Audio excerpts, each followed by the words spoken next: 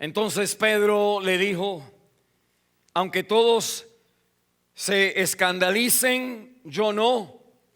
Y le dijo Jesús: de cierto te digo que tú hoy, en esta noche, antes que el gallo haya cantado 2 veces, me negarás 3 veces. Mas él con mayor insistencia decía: si me fuera necesario morir contigo, no te negaré. También todos decían lo mismo. Trajeron pues a Jesús al sumo sacerdote y se reunieron todos los principales sacerdotes y los ancianos y los escribas. Y Pedro le siguió de lejos hasta dentro del patio del sumo sacerdote y estaba sentado con los alguaciles calentándose al fuego. Estando Pedro abajo en el patio, vino una de las criadas del sumo sacerdote, y cuando vio a Pedro que se calentaba mirándole, dijo: tú también estabas con Jesús el Nazareno. Mas él negó diciendo: no le conozco, ni sé lo que dices. Y salió a la entrada y cantó el gallo. Y la criada, viéndole otra vez, comenzó a decir a los que estaban allí: este es de ellos. Pero él negó otra vez. Y poco después, los que estaban allí dijeron otra vez a Pedro: verdaderamente tú eres de ellos, porque eres Galileo, y tu manera de hablar es semejante a la de ellos. Entonces él comenzó a maldecir y a jurar: no conozco a este hombre de quien habláis. Y el gallo cantó la segunda vez. Entonces Pedro se acordó de las palabras de Jesús que le había dicho: aunque antes que el gallo cante 2 veces, me negarás 3 veces. Y pensando en esto, lloraba. Esta es la palabra de Dios. Cada domingo nosotros estamos mirando el Evangelio de San Marcos para asegurarnos de que tenemos el verdadero Jesucristo en el enfoque de nuestra vida como nuestro único y suficiente Salvador, y que no sea en lo que nosotros tenemos en nuestra vida, no sea una proyección de nuestra imaginación. Cuando nosotros estamos comenzando, todavía hoy es el tercer domingo de este año que comienza, todavía esta tercera semana del nuevo año, creo que es bueno hablar, prepararnos para el año que entra. Y una de las cosas que nosotros necesitamos prepararnos desde ya es para el momento y el tiempo en este año cuando usted y yo le fallemos al Señor o le fallemos a alguien más. No sé si usted está consciente quizás en esta mañana de algún fracaso en su vida, algún pecado en su vida, y no tiene que ser algo que va a venir, sino algo que usted ahora está consciente que ha sucedido en su vida.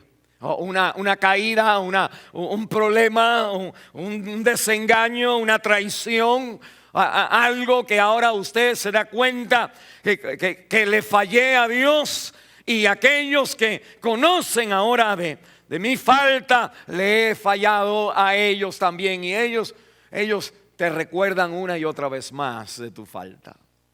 Bueno, la palabra de Dios me dice que es este texto que nosotros leemos, es un texto clásico en la palabra de Dios, de cuando Pedro niega al Señor Jesucristo. Y está escrito aquí inspirado por Dios, algo interesante que se escribe aquí en nosotros para ayudarnos a nosotros a comprender y a saber cómo vivir con integridad, correctamente testificar de Cristo delante de un mundo, y cómo nos vamos a arreglar cuando nuestro testimonio, en vez de ser buen testimonio, sea un mal testimonio. Me viene a mi mente hace años, bueno, muchos años atrás, yo en mi país, mi mamá me puso en un grupo, un club de jiu-jitsu.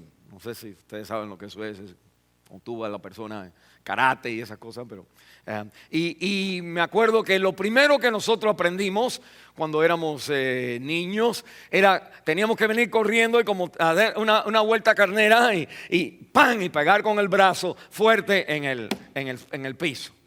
Y nosotros entonces nos preparaban a dar la vuelta y ¡pam! Pegar fuerte en el piso. Y el hombre, miren, me acuerdo todavía hoy que el hombre dijo, esto es lo primero que ustedes tienen que aprender porque ustedes lo van a tumbar. Y el dar la vuelta en el piso y dar en el golpe con la mano era una manera de redirigir la caída para que tú pudieras ponerte de pie y seguir peleando la pelea. En otras palabras, lo primero que se le enseña a una persona es ¿qué vas a hacer cuando te tumben a ti?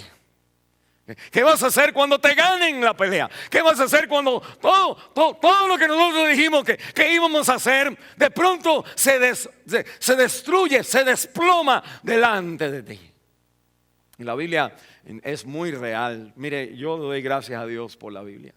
Porque por tantos versículos que la Biblia dice, no hagas esto y haz esto, y lo hice correctamente, hay versículos que me enseñan qué pasa cuando eso no es lo que pasa en mi vida.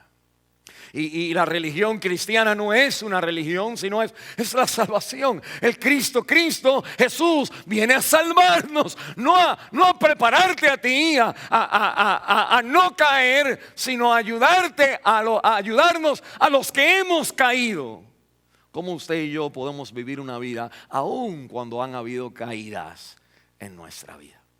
Eso es lo mejor que podemos decir. Y al empezar el año todavía con la conciencia del pasado y todavía con la realidad de que el futuro viene y que si algo que ni me imagino pudiera suceder. El texto me habla a mí de tres cosas. Me habla de la corte que nos observa. Me habla a mí de la defensa que necesitamos, que se necesita. Y me habla a mí de cómo yo me aseguro de esa defensa en mi vida. Mire conmigo y al explicar el texto creo que ahí estará obviamente la corte que nos observa. Cuando nosotros leímos, si ustedes notaron, si ustedes leen la Biblia ven que nosotros leímos unos versículos, versículo 29 al 31, saltamos al 53 y 54 y nos comimos un tremendo pedazo. Y después terminamos con el 54 y nos comimos otro pedazo y fuimos al versículo 66 hasta al 72, que entonces concluye este capítulo.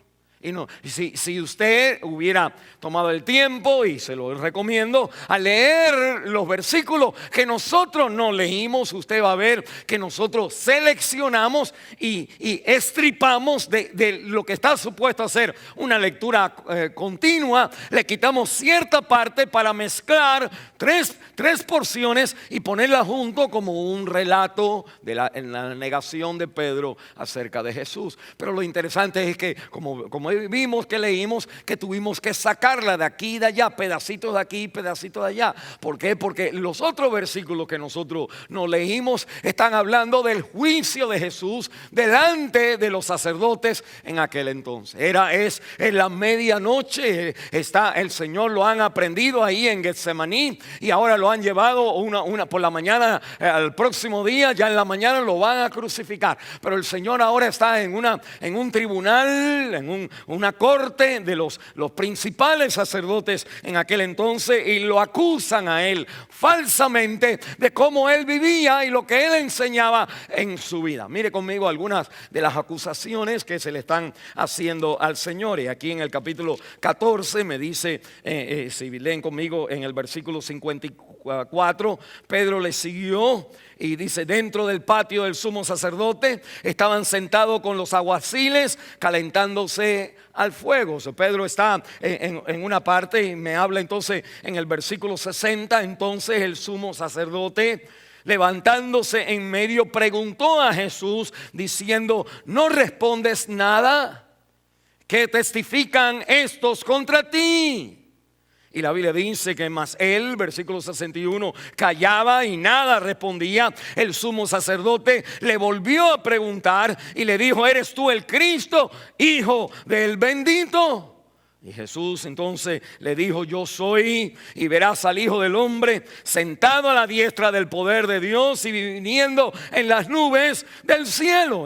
Versículo 63. Entonces el sumo sacerdote, rasgando su vestidura, dijo: ¿qué más necesidad tenemos de testigos? Y parece ahí, porque de pronto todo el capítulo, la palabra testigos se repite, si usted toma el tiempo para subrayarla, 14 veces en el capítulo. 14 times. 14 veces en el capítulo. Y 14 veces este hombre, cuando traen testigos falsos contra Jesús y Jesús tiene que testificar y no dice nada, el hombre le pone la última pregunta. Cristo dice: ok, yo soy. Y de pronto le dice: ¿qué más testigos necesitamos? Y de pronto la Biblia me va a enseñar a mí que todos nosotros somos testigos, que Cristo está siendo el verdadero testigo delante de esta persona, delante del mundo. Él está siendo juzgado delante del mundo incorrectamente, pero siendo un fiel testigo. Y al lado de esa fidelidad, integridad de un testimonio, está también otro testimonio, otro testigo. Es más, el mejor de nosotros está también testificando. Y la Biblia entonces me va a decir, esta palabra testigo es la palabra en griego mártir. Son las personas que testifican de tal manera que su vida testifican al punto de morir por la integridad de sus palabras, el testimonio de su palabra. Y Cristo pues es un fiel testigo, fiel y verdadero, dice la Biblia, fiel y verdadero testigo, mártir. A todos los creyentes en la Biblia, la mayoría murieron, sufrieron como mártires por ser el testigo. La Biblia entonces me dice a mí que hay momentos en nosotros, en la vida, donde aquí hay dos cortes. Está la corte de Jesucristo y está la corte del mundo. Está la corte de donde Cristo está delante de los mejores de este mundo, acusándole a él por ninguna razón, y Cristo siendo el fiel testigo. Y vemos la otra corte donde está el mejor de nosotros, acusándole a él correctamente y él fallando en su testimonio. Mire conmigo entonces, cuando uno piensa en esto, Marcos, acuérdense, está escribiéndole a las personas que viven en Roma. En los años que Marcos escribe, y hablaremos de esto un poquitico más, en los años que Marcos escribe, él escribe como en el 65, 66, 67, hubo una persecución. Necesitan, para ponerse en el contexto de por qué esto está aquí, de que hubo una persecución de los cristianos en el año 65 por Nerón. ¿Se acuerdan? Nerón es el que se incendió Roma en el año 64, y él entonces le echa la culpa a los creyentes, y de tal manera que él entonces manda matar. Pablo el apóstol le cortan la cabeza, Pedro lo crucifican boca abajo o con la cabeza para abajo, de los pies para arriba. Y en otras palabras, que cuando Marcos está escribiendo esto, pone este relato adentro de su testimonio del juicio de Jesús, y lo pone claramente porque en la aplicación de la iglesia en aquel entonces hay hermanos que no están en la congregación. Uno, porque están presos para cortarle la cabeza, y dos, porque negaron a Jesucristo. Y ahora no quieren entrar a la iglesia para que no le digan: tú eres de él. La Biblia no está escrita como un libro que viene así flotando y no tiene nada que ver. Está escrita en una realidad de sufrimiento, en una realidad de testimonio, de testificar delante, cueste lo que cueste, de mi vida. Tiene que ser entonces un relato de la realidad de quien yo profeso, quien es mi Dios. O la palabra de Dios me dice, mire, hay 4 cositas aquí que se aplican a mi vida cuando esto es verdad. Estas 2 cortes que se están llevando a cabo con una persona siendo fiel testigo y el líder de la iglesia no siendo fiel testigo. Me dice a mí primero que nuestra vida se vive como dentro de una sesión de una corte. Mire, por favor, usted vive así.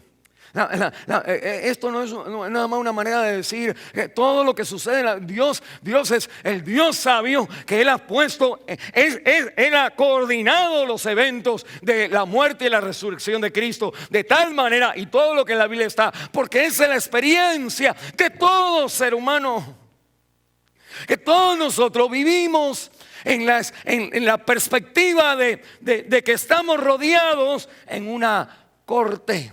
Y la Biblia me va a decir, mire, la corte está, Marco me va a decir, la corte está en todo lugar. No tienes tú que estar en una corte de un juez de verdad, un jurado de verdad, con un hombre vestido con una capa negra y un abogado ahí, sino que la experiencia de nuestra corte es aún al lado de una hoguera con una muchacha que se refiere a ti 2 veces y te habla acerca de quién tú eres, y un grupo de amigos y de varones que hablan también y tratan de sacarle a Pedro que él se defina delante de esta amistad y esta muchacha, se defina quién él es, cuál es tu veredicto, cuál es tu testimonio, cuál es tu integridad, cuál es tu identidad en este mundo.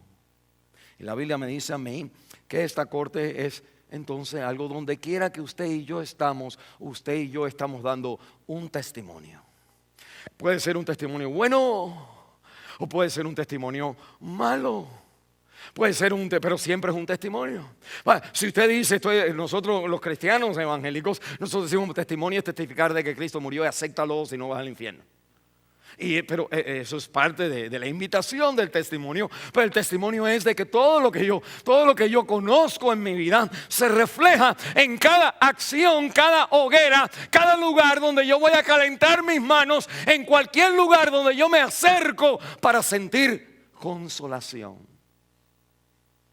Los brazos de un hombre o los brazos de una mujer, el trabajo, las amistades, una barra con buenos amigos y unas cuantas cervezas, que ahí es donde mi lugar caliente, donde yo vengo, y ahí en ese momento estoy dando mi testimonio.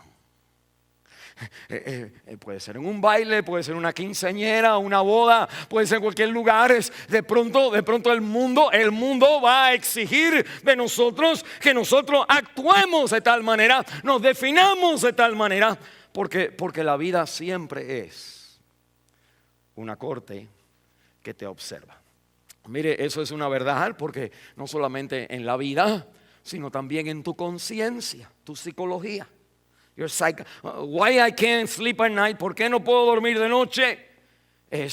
No es una enfermedad, es algo legal adentro de ti, tiene que ver con la corte.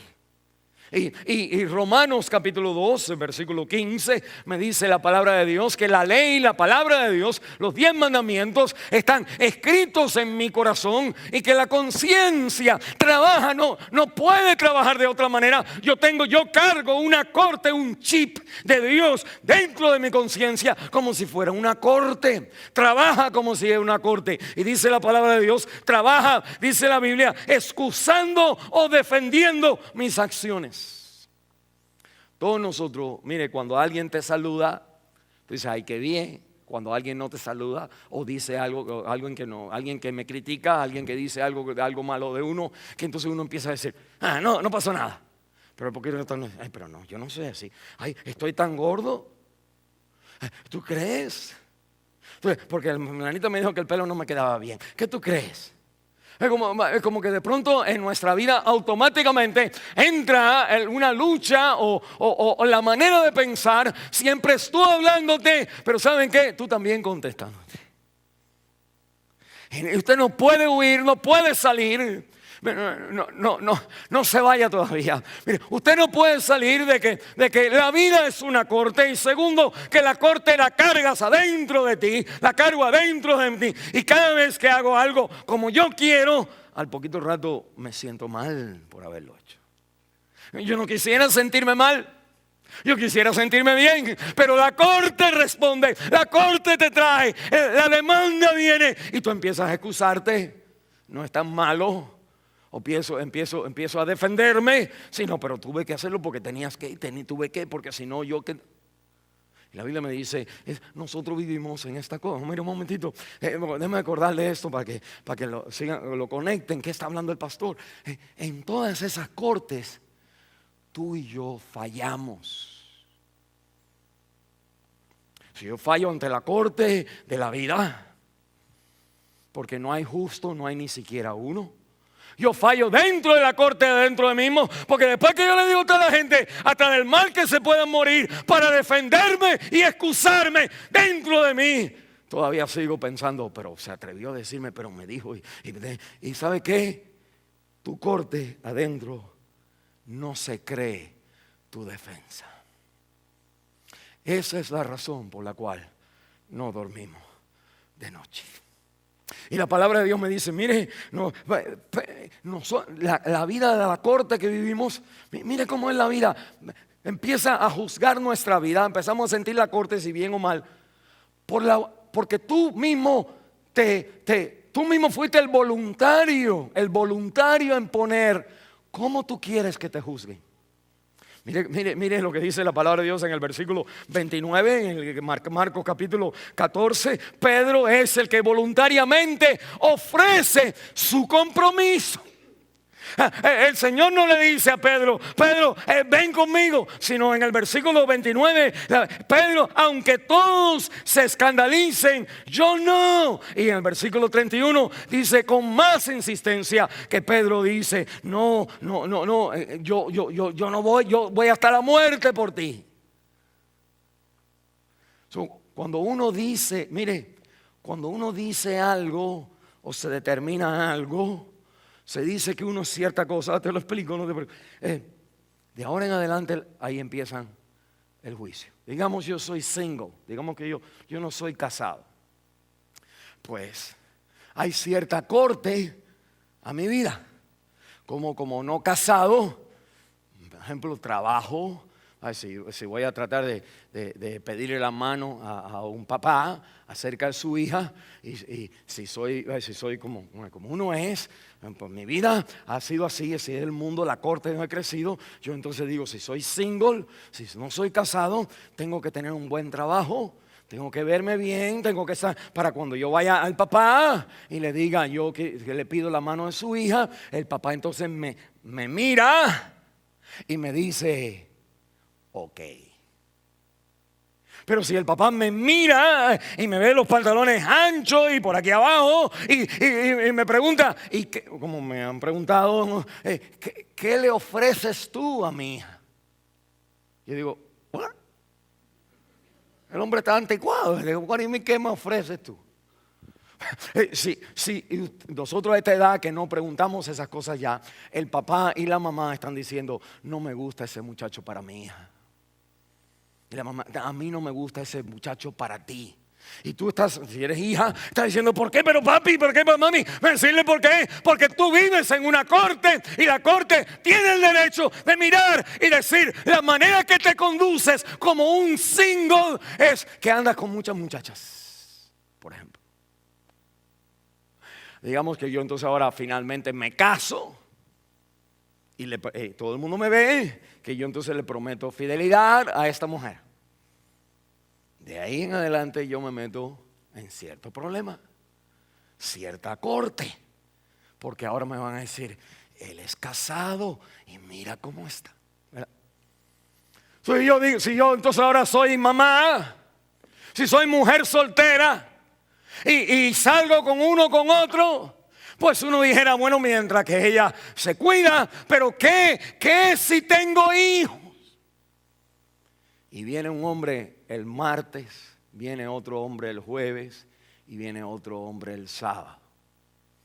en la corte del mundo van a decir: no es buen ejemplo para tus hijos. ¿Verdad?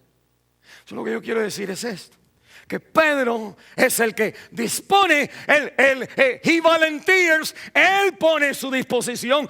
Cuando nosotros decimos yo voy a ser creyente, voy a aceptar a Cristo, pues ahora ahí comienza una corte. Cuando tú dices yo voy a ser pastor, ahí comienza otra. Cuando tú dices voy a servir al Señor en la iglesia, ser ujier, ahí comienza otra. De pronto en la familia, con tus hijos, con tu esposa, te empiezan a decir tú vas allí, pero mira cómo estás aquí. La corte. La Biblia me dice, bueno, ¿cómo empezó eso? Algunos de nosotros no queremos seguir a Cristo, no queremos ser pastores, no queremos ser nada, porque decimos, tengo miedo de la corte, de lo que van a decir de mí.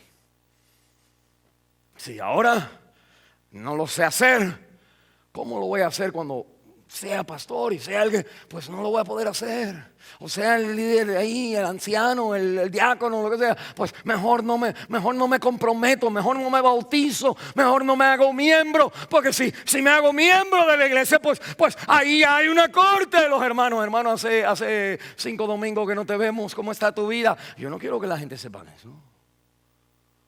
Y la Biblia entonces me está diciendo, tú vas a ser juzgado por lo que tú mismo defines. Digamos que tú dices que tú quieres ser millonario y le das. En poquito rato te vemos con un jarrito pidiendo por limosna. No hay nada malo con pedir por limosna, pero tú dijiste que ibas a ser millonario.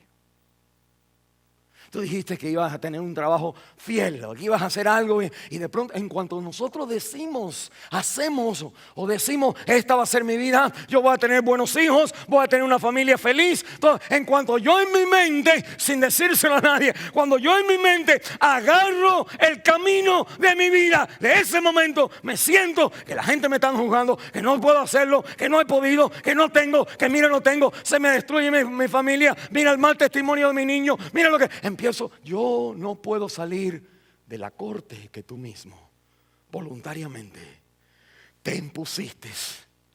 ¿Entiendes? La palabra de Dios entonces me dice, mire, esta es la manera que la sociedad vive. En 1 Corintios, para no tener que mirar mucho, pero 1 Corintios capítulo 4, el versículo 3, el apóstol Pablo dice esta palabra: yo en muy poco tengo el ser juzgado por vosotros o por tribunal humano, y ni aun yo me juzgo a sí mismo, pero el que me juzga es el Señor. Amén. Pero mire, él sigue hablando y dice, y no que tengo mala conciencia, ni porque no tengo mala conciencia, por eso soy justificado.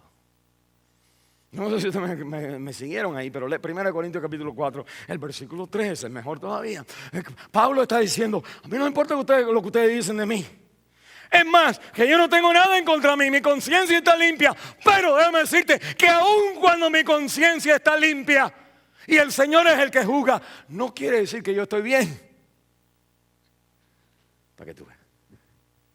Y nosotros no podemos huir de la corte que nos observa. El vecino te observa, el esposo, el perro te observa. Digamos, tú estás haciendo algo malo, no hay nadie en la casa, pero tú tienes un perrito. ¿Sabes lo que tú haces? Tú sacas al perrito y cierras la puerta. ¿Por qué tú haces eso? Si tienes un crucifijo en un lugar, la Virgen María o algo de San Judas Tadeo, tú agarras el yesito y lo viras contra la pared. Tú quitas el crucifijo. Wow, ¿por qué hacemos eso? Es la conciencia, la corte. No puedes vivir sin estar en una corte. No puedes vivir enfrente de los demás. Tu esposo te va a juzgar, tus hijos te van a juzgar, el perro te va a juzgar, tu suegro te va a juzgar, tu suegra, la iglesia, el pastor, los diáconos, todo el mundo. Mejor, lo que nosotros decimos es, mejor ni voy a la iglesia. Vete a donde tú vas, ahí también te están juzgando. Déjame decirte, hermano, si ese es tu pensamiento, la iglesia es the best place. Alguien está despierto. No sé si me entendiste porque lo dije en inglés. Pero ya ustedes son English. Mire, vas a ser juzgado. El mejor lugar, el safe place, el lugar que te aguanta es la iglesia. Y ese es el mensaje de Marcos. Porque hay hermanos, según la vida de él, échate para atrás, los años 65, 66, 67. Ahí en para atrás están los cristianos siendo perseguidos. Y hay algunos que cuando ven a su esposa que le agarran el dedito y se lo doblan y le ponen el fosforito. No conozco a Jesús. Jesús no es Señor. César es Señor. Te salvaste, muchacho. Give me 5. Nosotros aquí en Estados Unidos no tenemos que vivir así. Mas sin embargo, en cada hoguera hay una muchacha y hay unos muchachos que te dicen a ti, testifica de tu vida. Entonces, escoge lo que tú vas a testificar, pero lo vas a testificar. Digamos que tú eres un jugador de pelota, que vas a ser un jonronero, vas a ser un Messi metiendo gol. Y cuando vienes con la cabeza para abajo, porque metiste un autogol a tu nación. Me acuerdo del muchacho en aquel país, me acuerdo todavía, que cuando metió el autogol y regresó a su país, por el mal testimonio que diste, bro. Me dijeron, oye, no se la agarren tan fuerte. Y la Biblia me dice, mira, la sociedad vive así, nuestra mente vive así, pero la Biblia me está diciendo a mí, nadie tiene éxito total, completo o perpetuo en nuestro testimonio, en la corte de la vida. Vas a fallar en tu mente, vas a fallar con los que te rodean, vas a fallar con los que te juzgan y vas a fallar en tus mismos sueños de alcanzar algo que tú quisieras. O la Biblia entonces me dice, mire, si usted piensa conmigo en la palabra de Dios, Abraham es el hombre de Dios que Dios escoge para guiar a su pueblo. Abraham falló en su vida y mintió 2 veces para decir, ella no es mi esposa, ella es mi hermana. Y mintió entonces una media mentira, que a media mentira suficiente era como total. Moisés. El Señor lo usa a este hombre y al final de sus años el Señor le dice, háblale a la roca, y él le pega a la roca. El Señor dice, ven conmigo, no me has tomado en santidad delante del pueblo, no me has glorificado delante del pueblo. Usted puede pensar en David, tremendo Davidcito, tremendo muchacho que le caía a 2 leones atrás y después se pelea con Goliat, con la onda le parte la cabeza a este hombre y con su espada le corta la cabeza. Tremendo muchacho, para que ese fuera el novio de mi hija. Y Saúl le da a su hija como regalo. La Biblia me dice cuando David ya estaba en su reino, que él entonces falla en su vida. La Biblia me habla de Salomón, el hombre más sabio de la vida, y cuando se hizo viejo, la Biblia me dice que ahí entregó no que tenía mujeres, sino que su corazón se ligó en amor a esas mujeres. Y lo que eso lo llevó a él es entonces comprometer la fe cristiana, y le permitió a sus esposas hacer templos como ellas querían, y entró la idolatría en Israel a través de aquel que era el mejor. Mire, déjeme decirle, hay veces que de mí, de ti, del papá, del líder del hogar, del fiel, del compañero, de los años, a veces que de ese viene el golpe a los hijos. De ese vienen que no lo puedo creer. De ese viene la caída. De ese mismo viene entonces como la desilusión de que mi papá me defraudó. Estamos hablando aquí de este muchacho que se llama John Armstrong, ciclista. estaba viendo un poquito de noticias ayer y le están haciendo la pregunta y él entonces dice que lo que estaban diciendo la gente que lo estaban entrevistando o el noticiero que estaba hablando de él, estaba diciendo que él quebró un poquito, lloró un poquito, que en Estados Unidos la gente no quiere que llore nada ahí. Entonces, que lloró cuando le tuvo que decir a su niño de 13 años, no defiendas más a papá. O por 7 años, 13 años, quiero decir, dale 7 para atrás. El muchachito ha vivido toda la vida en la escuela defendiendo a su papá. Tu papá no es nadie, tu papá no es nadie, tu papá mira hizo esto. Y él dice, no, con trompada y todo el muchacho defendiendo a su papá, porque mi papá es el olímpico aquí. Y cuando él le preguntaba al padre, you're right, son, yo soy el olímpico aquí. Cuando el hijo lo veía en la corte, lo veía en la gente de los demás, lo veía en la televisión, él negando. Entonces el hijo, pues si mi papá lo niega, si mi papá pelea, yo voy a pelear por él. Como cualquier hijo. Y él dice, lo más duro que fue, no es decírselo a todo el mundo ahora, sino decírselo a su hijo. Le preguntaron, ¿qué hizo tu hijo? Si no dijo nada. Yo quiero decirle, su hijo ahora entra a una corte. ¿Qué hago con papá? ¿Qué hago conmigo?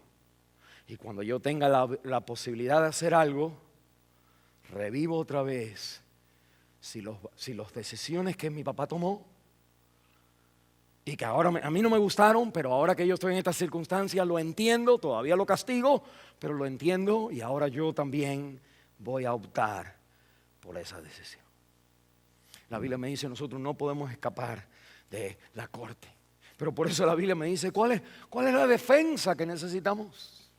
O la Biblia me está hablando, mira, en los años, como le dije, 65, se levanta esta persecución a los cristianos. Pablo, que es decapitado, y Pedro, que también lo crucifican con la cabeza para abajo.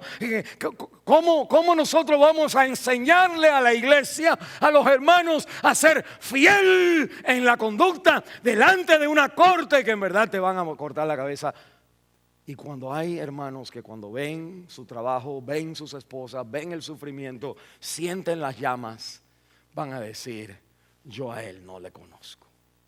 Es importante ver entonces cómo Marcos trae la negación de Pedro ante esta corte y estos muchachos. Mire, en el capítulo 14 la Biblia me dice, cuando él está, el versículo 66 en adelante. Mire, Marcos es preciso, y es preciso porque está escribiendo según el testimonio verbal de un eyewitness, de un testigo. Mire cómo nosotros sabemos eso. Déjame ponerle otro aquí, todavía no he llegado a lo que le voy a decir, pero voy a poner otra cosa. Es que la Biblia es palabra de Dios. Si usted está aquí, porque hay mucha gente que dice, no, la Biblia fue escrita, no, es porque la gente no sabe. Pero hay una palabrita que te dice que esto es palabra de Dios. Miren en el versículo 66, si usted no cree que la Biblia es inspirada, versículo 66, estando Pedro abajo en el patio, vino una de las criadas del sumo sacerdote. Espérate un momentito. Toda persona que escribe un libro, yo estoy ahora como leyendo libros acerca de cómo escribir. No sé si cuando me voten ese va a ser mi trabajo, escribiendo abajo una mata de coco. Pero miren, todas las personas que escriben libros, que te enseñan a escribir libros, y yo ahora te puedo decir un poquito, es que tú no pongas lo que no dice nada. No escribas nada que la gente no sirve para la historia. La pregunta sería entonces, en el versículo 66, estando Pedro abajo. Quita la palabra abajo, estando Pedro en el patio, vino. Y sabe que nosotros pudiéramos hacer miles de actuaciones y todas equivocadas. Claro, no tenemos un segundo piso. Cuando hacemos, que hemos hecho aquí, ponemos a Cristo siendo juzgado y el año pasado, y a Pedro también siendo juzgado. Pero la Biblia dice que no, que Pedro estaba abajo. Es la única palabrita en la Biblia que me dice a mí que cuando Cristo fue juzgado esa noche estaba en el segundo piso y Pedro en el primer piso. Pedro abajo. ¿Por qué tú pones abajo si no tiene nada que ver con la historia? A no ser que tú eras testigo, no estás interesado en colorear la historia, estás interesado en decir tu testimonio. El testimonio de Marco es un testimonio fiel y verdadero. Es palabra de Dios, inspirado. Una de las evidencias puso abajo. No tenía que. Y la Biblia me dice, mire hay palabritas que nosotros pudiéramos decir. Bueno, como el punto en 1-0. ¿Dónde tú lo pones? ¿A la derecha o a la izquierda? De donde tú lo pones, eso quiere decir mucha verdad o mucha mentira. De la manera que yo digo, bueno, mi esposa es como Abraham es mi hermana, pero no dijiste la otra palabrita, pero es mi hermana, sí, de billones de hermanos que tiene. Y la Biblia abajo cambia la historia. Cambia la historia en esta manera. Lo único que estamos hablando aquí ahora es cambia la historia de que esto es un testigo hablando. La Biblia entonces me dice, mira, él, el testigo fiel y verdadero, está diciendo lo que hace Pedro. En el versículo 71, entonces cuando la muchacha viene otra vez, los hombres vienen otra vez, dice, él comenzó a maldecir. Y entonces tuve que mirar un poquito porque siempre lo he escuchado, lo he predicado otras veces, pero déjame verlo otra vez.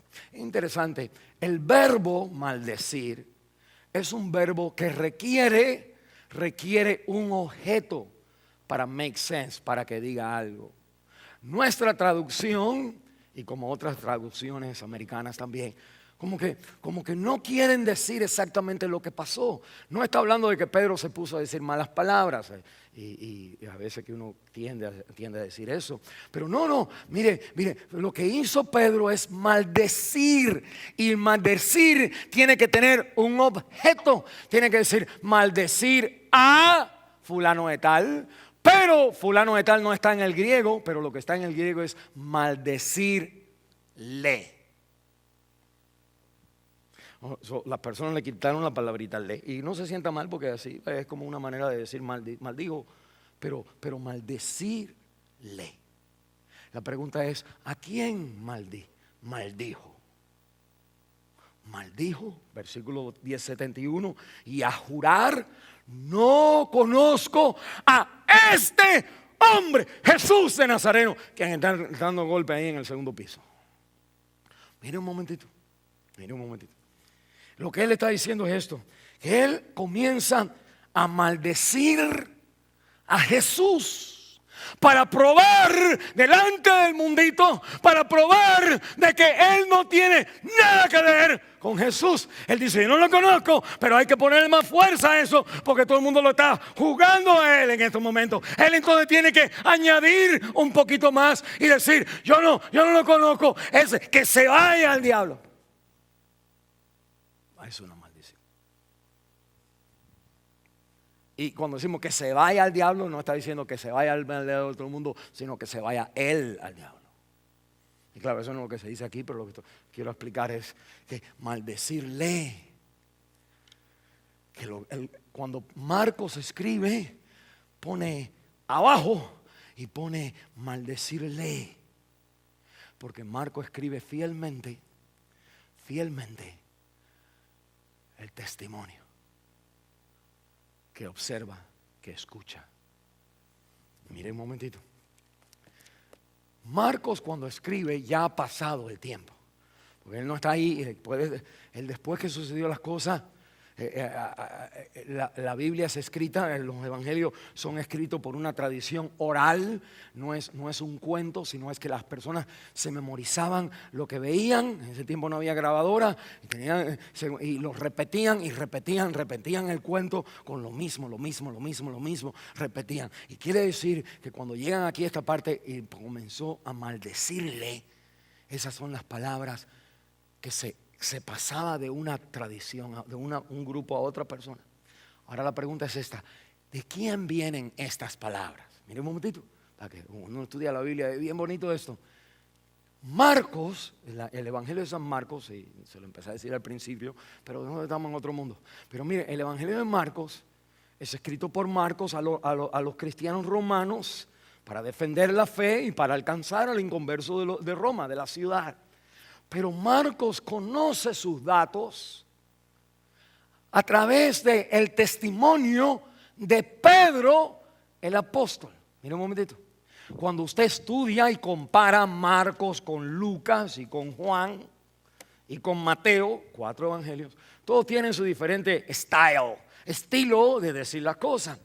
Pero Marcos, si usted leyó conmigo todos los eventos y lee ahora cuando vaya a su casa de Marcos 1 al 16, hoy es domingo, hoy es un buen día hacerlo, eso le toma nada más unos 3 horas leer el libro de Marcos. Y usted entonces comienza al principio y le da al terminar, y quizás al menos, si lee más rápido que yo. Pero mire, la Biblia entonces me dice que en cada evento de Marcos, cada vez que hay algo que está pasando, Marcos tiene a Pedro en ese evento. Que la gente que estudian entonces estas cosas dicen que Marcos entonces está escribiendo el testimonio que Pedro le da. A mí un momentito. Cuando habla la palabra maldecir, maldecirle, Marcos la escribe aquí y me imagino que él mira y vuelve a escribir. ¿Y quién mira? Mira a Pedro, quien le está diciendo. Como diciendo, ¿Are you sure? Y Pedro le dice, right. Escribe. Le maldije. Marcos dice, no te lo voy a quitar porque hay gente en la iglesia que cuando hacen sus propósitos con Dios, se casaron, prometieron fidelidad. Y no que estaban pensando hasta de aquí a que salga la mujer. No, fue fiel hasta que la muerte nos separe. Para después en unos años ser la persona que no es fiel. Y la Biblia me está diciendo, escribe lo que te estoy diciendo. Porque yo no solamente lo negué, sino que lo maldije. No yo diciendo, pues el Señor, yo estoy cansado del Señor sino que le dije, y tú no sirves para nada delante de los demás.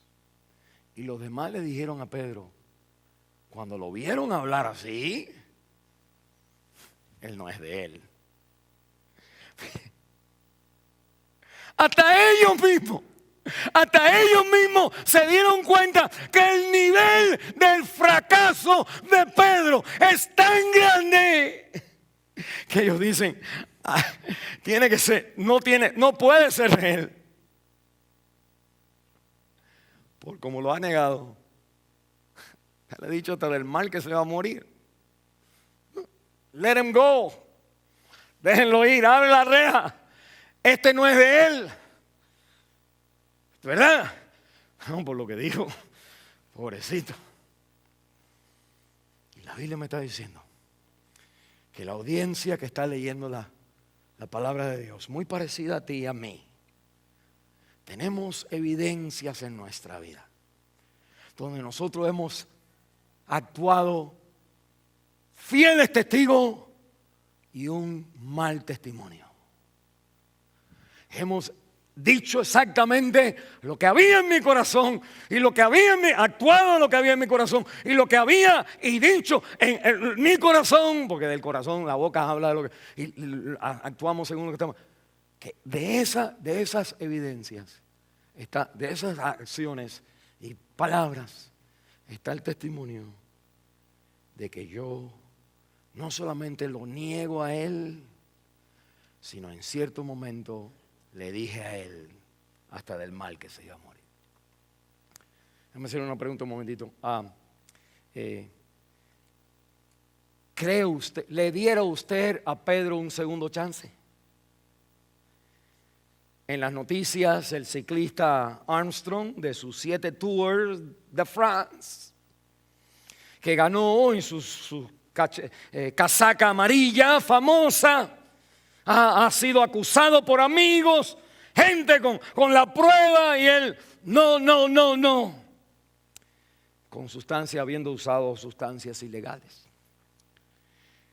Anoche estaban hablando de ese programa y uno de los comentaristas dijo: a una persona así, que miente por tan largo con las evidencias, porque uno puede, digamos, la idea del americano en la mente es que cualquiera persona caemos, cualquiera cae, cualquiera falla, cualquiera esconde, pero una vez que te enseñan las evidencias esas, sería bueno si no te la enseñaran y tú dijeras I'm sorry, pero ya que te la enseñan, entonces decir I'm sorry y pararte enfrente de la cámara y decirle a la cámara I have sinned, he hecho lo malo, I'm sorry, ¿verdad? Tienes razón, y ponte delante de, como dicen, get in front of the story, ponte delante de la historia.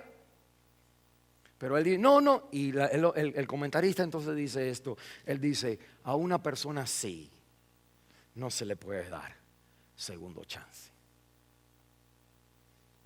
Mi pregunta es, ¿qué hicieras tú con Pedro? ¿Qué hizo Jesús con Pedro? La iglesia no es lo que usted cree, hermano. No es el lugar donde todo el mundo es derechito. Todos somos derechitos. La iglesia es el lugar donde los que no son derechitos se aceptan también. Pero aceptarlo es una cosa, perdonarlo es otra cosa también, amén, bueno ya, ok. Pero verlo, porque quiero hacer el punto, ¿cómo hago yo? Para decirle que esto quiero decírselo. Verlo como el perrito ahí cuando levanta la colita. Porque está verlo líder número 1 de la iglesia. No puede. Venir a la iglesia, ok. Pasar el himnario atrás, ok. Pero ponerse enfrente otra vez. La Biblia es tremenda, el Evangelio es home run. La religión odia el Evangelio. El evangelista odia el Evangelio, porque de cierta manera es perdonando al pecador. Pero mire, no es perdonando al pecador que no conoce, es perdonando también al pecador primero, que debería conocer todas las cosas. Él también necesita el Evangelio. Siendo apóstol, necesita el Evangelio. Y la Biblia me está diciendo a mí, es tremendo, cuando la Biblia me dice, mire, la religión siempre es Cristo viene a que yo ande bien, y ande mejor, arregle mi vida. Aceptaste a Cristo, arregla tu vida. No. Aunque uno arregla su vida, pero uno arregla su vida porque el Evangelio viene para aquellos que no andan bien y que aún después de haber arreglado la vida, la rompen otra vez. 3 veces. Él le negó. Ok, no lo hago más. Le negó. Y le negó hasta del mal que te vas a morir. 3 veces. La Biblia no está diciendo que a las 3 la cuarta va la vencida. No, eso es lo que está diciendo la Biblia. Es más, la Biblia dice que no, si viene y se arrepiente, alguien contigo te pide perdón. 70 veces 7 tienes que perdonarlo. Digo, a las 150 ya no le perdono más. 70 veces 7, 149. Y el punto ahí no es a las 150 no le perdoné. Es siempre le perdonas. Nosotros vivimos en la presión de una corte. de si tengo que estar bien, si estoy mal, si me miran, si no, si me ropa, si me dicen, si me quieren, si no me quieren, si me votan, si me dijo que mira si mira cómo me hace sufrir, y mira dónde yo estoy, y mira todos los años que he gastado con este hombre, y mira todo, vivo en una corte defendiéndome y excusándome por todas las presiones en mi vida. Y Cristo viene a decirte, aún cuando tú fallas en tu corte, tú puedes vivir libre de tu corte. Y la Biblia entonces me está diciendo, es ahí donde el cristianismo cambia. Quizás usted está aquí en esta mañana y se siente usted que su vida está en plan B de ahora en adelante. Un plan A era cuando yo comencé, cuando no pasó nada. Plan B es ahora después de lo que pasó. Y ahora nunca voy a aspirar. Nunca voy a llegar, nunca va a haber un doble, nunca Dios me va a bendecir al nivel que me podía haber bendecido si no hubiera yo. Y si usted va a una iglesia evangélica, después que salta, después que alaba, le van a decir a usted mismo, le van a decir, tú no sirves para nada, cuando caigas enfrente de todos los demás. Pero si vienes a la iglesia de Cristo, la Biblia me dice que en Lucas capítulo 22, ¿cómo nos aseguramos de la defensa? La Biblia me está diciendo a mí que en Lucas capítulo 22, Cristo le dice, es lo mismo aquí, pero el punto de Lucas dice, miren, cuando Marcos habla de las palabras de Pedro, Pedro le está diciendo, mira lo que hice, y hasta le maldije. Y ahí para Pedro. Pedro no se defiende nada. El hombre está libre de decirlo. Cuando Lucas escribe de él, le ayuda, no que le ayuda mal, le ayuda bien, pero le pone esta introducción a la caída de Pedro y le dice, Cristo le dice a Pedro, Pedro, Satanás ha querido zarandear tu vida. Yo lo veo, la caída que tú has caído, el golpe que tú has tenido, la destrucción de tu vida. Yo la he visto desde antes de la fundación del mundo. Satanás quiere zarandearte como trigo. Pero yo he orado por ti. Si Pedro le dice eso a Marcos, Marcos lo hubiera puesto. Y Marcos hubiera, para decirlo así, defendido a Pedro. La caída es, el diablo lo tumbó, man. Cara a cara, ¿quién se para delante del diablo? Cuando te quiere hacer daño a ti. Pero Pedro dice, no fue el diablo. Yo lo maldije. Tu conciencia, hermano, juega en este ping pong con una corte en tu vida. Ahora vamos a poner una corte y una mesa de ping pong. Tic tac, tic tac. El tic tac es que lo hice. El tic tac también es el diablo te tumbó. Pero la guerra se gana cuando Cristo dice, yo sé que tú eres peor de lo que tú crees, porque te lo dije antes que cayeras, que ibas a negarme 3 veces, el gallito no iba a cantar 3 veces. Y yo sé también que detrás de toda esta aventura hubo la mano del diablo. Pero lo que tú tienes que saber, no te pongas a reprender al diablo y no te pongas a sentir tan mal de ti. La Biblia dice, yo estoy intercediendo por ti. La Biblia entonces me habla a mí de que en Hebreos capítulo 7 que Jesucristo vive para interceder por nosotros. En Romanos capítulo 8 versículos 33 y 34, ¿quién acusará a los escogidos de Dios? Pues una pena, pues yo lo acuso, pero la Biblia está diciendo, pero la acusación ¿a dónde va a llegar? Dice, Dios es el que justifica. ¿Quién es el que condenará? Cristo es el que murió, más aún el que también resucitó, el que también, dice la palabra de Dios, además está a la diestra de Dios Padre e intercede por nosotros. Y los Pedros de la vida, ¿Cómo nos hacemos de que Cristo, que yo puedo escribir esto, decir lo que pasó y estar libre de lo que la gente van a decir? Me estoy exponiendo otra vez a que la gente me diga: Pedro, escribí, leí a Marcos y óyeme, ¿tú hiciste eso, Pedro? Y Pedro dice: a través de mis años siempre yo mismo te lo voy a decir. Porque de pronto no soy yo. La vida cristiana no es qué bien tú te comportas. Porque en los mejores testigos, tu testimonio también no llega. Y la Biblia me está diciendo: cuando tú caigas, destruyas tu vida y tu testimonio y todo lo demás. La Biblia me dice que Cristo en Juan capítulo 21 le dice a Pedro, cuando Pedro, ¿me amas? Señor, tú sabes que yo te quiero, no, tú sabes, you know I love you, brother, pero como que no puede, no quiero seguir porque ya lo que hice.